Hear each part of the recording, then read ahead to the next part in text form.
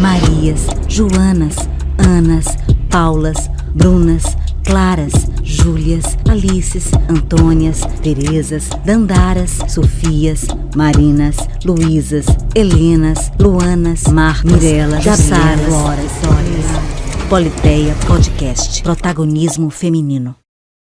A memória afetiva fez dela uma empreendedora.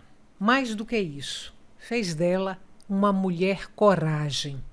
Apesar da pandemia da Covid-19, apesar das adversidades, Rosa Maria do Nascimento decidiu assumir um negócio que herdeiros e empresários acharam inviável demais: manter aberto e vivo o Hotel Central, referência histórica e arquitetônica do Recife.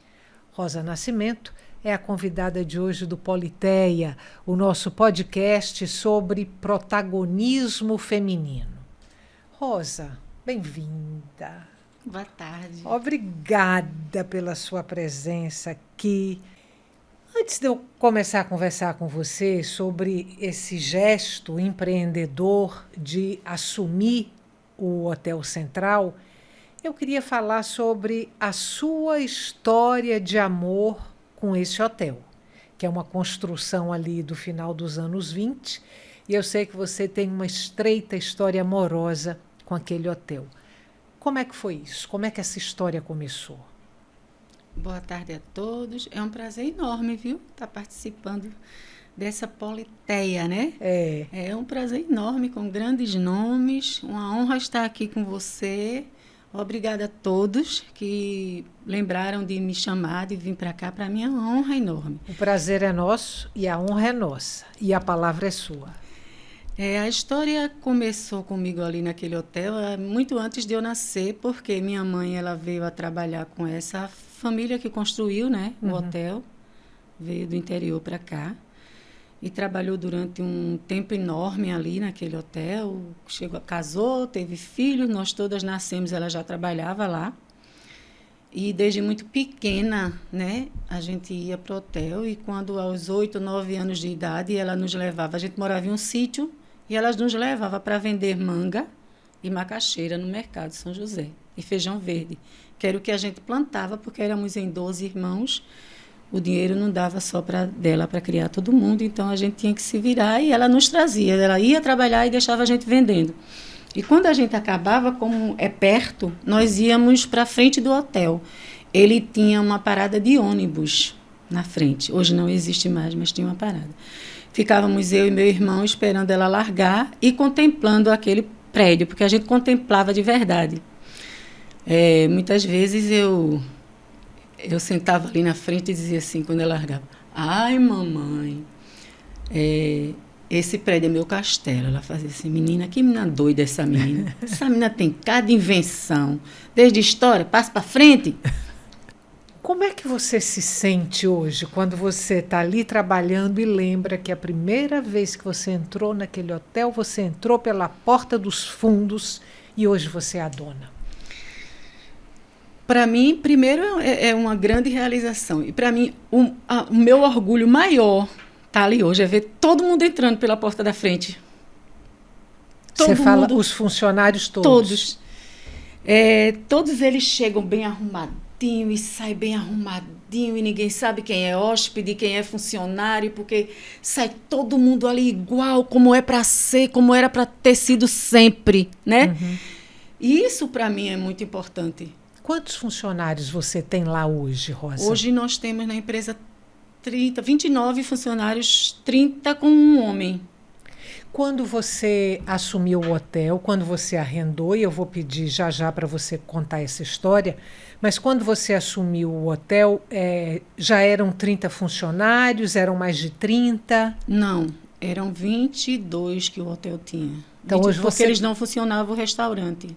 Ah. O restaurante era arrendado a mim antes. Antes de eu arrendar o hotel, eu arrendei o restaurante. Inaugurava o restaurante e quando eu saía não dava certo. Eles me perguntaram: Rosa, fica com o restaurante de vez, porque a gente precisa do restaurante para os hóspedes. Mas aí veio, né, a pandemia e eles não conseguiram ficar por conta de Dona Lia, que já estava muito velhinha, só que Reginaldo faleceu, e eles não quiseram, os meninos. Isso foi em plena pandemia, Em 2020. plena 2020. Eles chegaram... O restaurante eu arrendei em 2016. Que é o Tempero da Rosa. Que é o Tempero da Rosa. Que está lá até hoje. Até hoje. Aí 2020, julho de 2020. Março de 2020, os Fechou donos tudo. Do hotel... Fecharam o hotel. Bom, vamos fechar, acabou a brincadeira, pandemia, não dá mais. Não, indenizaram todo mundo, porque eles eram pessoas bem corretas. Eles indenizaram todo mundo e quando foi... Todo mundo tirou o aviso prévio, quando eles voltaram em abril, disse, Rosa, nós não vamos mais abrir o hotel. Mas aí você pode ficar com o restaurante ou você pode tirar tudo seu, não tem problema, a gente não vai cobrar nada mais do que isso, a gente vai esquecer o contrato. Mas você também pode ficar com o restaurante, continuar. Agora você tem que assumir todos os impostos que o hotel tem, porque a gente vai ficar com ele fechado, mas vai estar essa parte usando. Então, o governo ele não vai deixar de cobrar os impostos para você. Eu disse, não, desse jeito para mim não dá. Porque vai ficar muito custoso, a gente está numa pandemia, eu estou trabalhando com delivery, que eu nunca tinha trabalhado com delivery. Foi um sucesso, mas foi bem difícil. E a gente começou a trabalhar com o delivery e deu certo. E foi o delivery que sustentou o hotel todo. Eles disseram a mim, a gente vai deixar você 3 meses com o hotel, pagando só os impostos, se você quiser ficar com o hotel, para você tentar alguma coisa com o hotel, enquanto acaba a pandemia. Pensávamos que fosse 3 meses, né? Infelizmente, não. E quando deu os 3 meses, eu me desesperei, porque aí não tinha ninguém. Tínhamos 2 moradores, um que faz 26 anos que mora lá, e Miró. Eu e o jornalista Edgar Homem, que foi quem me ajudou. Miró, poeta. E Edgar Homem, que foi um jornalista que me ajudou muito em tudo isso. E minhas filhas, que era a gente que ficou trabalhando. Então, o que foi que eu fiz? Eu peguei as meninas do restaurante, coloquei todo mundo para casa e as meninas ficaram desesperadas. Não, a gente não vai demitir, a gente vai pagar o salário de vocês vão ficar em casa, vamos esperar isso melhorar e vocês vão vendo como é que a gente se vira. A gente vai pagar o salário, se der, a gente traz uma para trabalhar, vai trazendo aos pouquinhos e foi isso que a gente fez. E elas ficaram comigo, estão até hoje. Uhum. E quando foi em maio, em abril, eles me ofereceram isso. E eu fiquei com esse hotel, nessa agonia toda, e a pandemia não terminava. Foi quando a gente sentou para fazer um contrato, porque não poderia ficar do jeito que estava, né? E fizemos um contrato de 6 meses, pagando um aluguel mais em conta, com todos os impostos do mesmo jeito. E a gente conseguiu, porque aí eu troquei de roupa, eu fui para o hospital, eu chegava em hospital, dizia, olha, a gente tem um hotel, vocês não precisam ir para casa, nós temos uma diária bem legal que dá para vocês ficarem. A gente conseguiu com que as pessoas viessem para o hotel, alguns médicos, se hospedassem lá, se hospedaram, e a gente foi correndo com o delivery, que era o que sobrevivia a gente na época. E foi passando esses 6 meses, aí fizemos um contrato maior, né? E foi aí que veio esse contrato louco que eu fiz e arrendei o hotel. E estou lá até hoje. Eu tenho aqui uma frase, capturei uma frase que você disse lá da varanda do hotel, lá no 8º andar. A frase é a seguinte, abre aspas. Quando olho a vista desta varanda, todo esse vento e os dias bonitos, eu sinto vontade de voar. Ainda é assim, quando você chega lá no 8º andar, até hoje, você sente vontade de voar? Sinto. Toda vez que eu subo com alguém para mostrar, porque eu gosto de mostrar ele para todo mundo, porque eu queria que todo mundo, se não enxergasse como eu, mas enxergasse o que significa aquilo ali naquele centro, aquilo ali no meio. Se você for no Hotel Central e subir lá em cima, no 8º andar, e você chegar lá, eu me arrepio quando estou lá e me arrepio falando dele. Uhum. Não sei que ligação é essa tão tremenda que eu tenho com aquilo ali. E você se sente uma rainha lá em cima. Porque você está assim, no meio do Recife, você está... Eu me sinto no meio do Brasil. Porque eu vejo tudo, você vê o mar, você vê as montanhas do lado de cá, onde ficam os morros. Você vê toda aquela planície do mar ali, aquela coisa azul emendando com o céu. E você vê o verde emendando com o céu também do outro lado. Não tem como você não se sentir. Eu queria ser uma árvore, eu queria ser uma daquelas corujas que moram lá em cima, que a gente tem um casal de coruja. Lá em cima, que eles moram lá. Eu queria ser uma coruja daquela, para dar aquelas planadas que elas dão ali à noite. Porque é muito bonito. Você tem na ponta da língua os hóspedes famosos do hotel, os mais célebres? Tenho. Eu tenho Orson Welles e toda a equipe, né? Eu tenho Luiz Gonzaga, Carmen Miranda, o presidente Getúlio Vargas, né, que foi lá. E o que eu mais me identifico é Carmen Miranda, porque era alegria, né, em pessoa. Minha mãe, que a conheceu, falou que era alegria em pessoa, muito pequenininha, de tamanho, de porte, mas era uma alma muito alegre, dizia ela. E eu me identifico muito com ela ali em cima. Parece que eu estou vendo ela com aqueles balangandãs todo ali na cabeça. Imagina aquela mulher ali dançando ali em cima. Devia ser uma festa. Além de você já assumir essa empreitada, você também resolveu transformar o Hotel Central num espaço de cultura. Como é que foi esse passo à frente? Em assumindo o restaurante, eu já abria o restaurante para fazer lançamento de livros. E aos sábados eu fazia um samba, eu fazia uma seresta. Com a possibilidade do hotel, eu disse, não, agora sim, agora a gente transforma isso aqui num espaço de cultura, porque é o que ele merece. Ele tinha muita coisa antigamente, fechado para pessoas, né, de dinheiro, para pessoas mais ricas, mas tinha. Tinha uma sorvetada, tinha um Hoftroff, que era uma dança antiga que se tinha, né, lá. Se tudo era motivo para festa, porque ele movimentava o hotel com isso, o dono, o primeiro. E eu me vi nessa possibilidade. Eu digo, achei espaço para esse hotel. Meu pai cantava, e eu gosto de cantar, ainda me amostro, faço seresta. E comecei a cantar no salão, o povo almoçando, e eu saía lá da cozinha e vinha embora cantando no salão. E eu pensei, faça música aqui, que aqui vai dar música.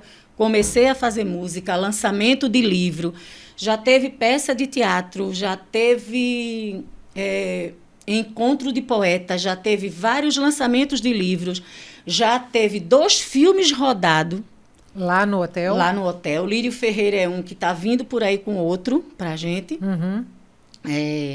Que são esses artistas que têm me ajudado muito lá, trazido pessoas para lá, feito essas festas lá. Tem gente que diz assim, olha, Rosa, eu vim do Rio, ia ficar lá em Boa Viagem, mas eu, no caminho, olhando no avião, olhando as coisas, quando desci no aeroporto, tinha a tua história. E eu vim me hospedar aqui, porque eu gosto de hotel assim, com história. Rosa, obrigada pela sua presença, mas mais do que isso, parabéns pela sua coragem, pela sua determinação, por tudo que você está fazendo ali no centro do Recife, pelo Recife, pela história do Recife, pela história do Hotel Central. Muito obrigada. Eu que agradeço. Eu espero que muita gente ouça isso aqui, que fale desse podcast. É muito importante esses projetos assim de podcast, essas conversas com a gente, para que esses prédios, para que o Recife não vire uma grande selva de pedra. Uhum. Para que não vire, porque é tão bonito.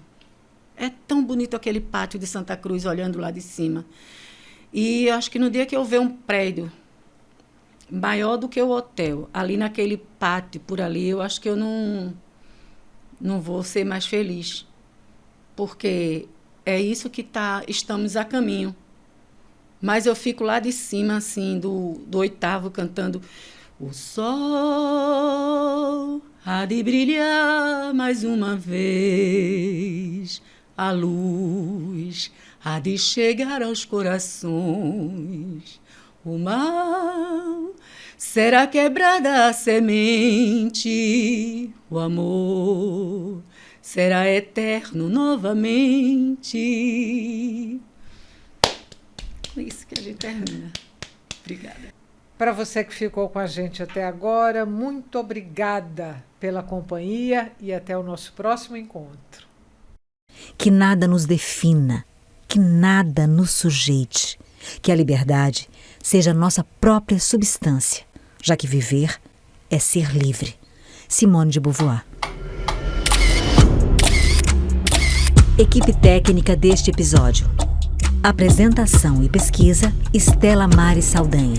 Idealização, direção e edição, Fernando Lobo. Coordenação de produção, Marcelo Rios. Assessoria de imprensa, assistente de pesquisa e produção executiva, Patrícia Braga. Câmeras, João Paulo Mageiro e Vitor Santana.